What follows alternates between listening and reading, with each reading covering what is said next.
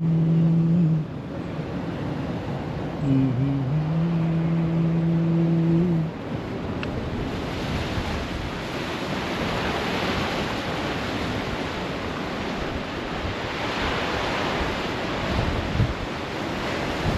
ಇಲ್ಲೂ ಬಿಟ್ಟಿಲ್ಲ. ಕುಡಿದವ್ರು ಎಲ್ಲ ಕಡೆ ತಂದು ಕುಡಿಯೋದು ಎಸೆಯೋದು ಡಸ್ಟ್ಬಿನ್ಗೆ ಹಾಕೋಕ್ಕೂ ಒಂದು ಸಂಕಟ ಬಿಡೋದಕ್ಕೆ ಏನು ಮಾಡೋದಪ್ಪ.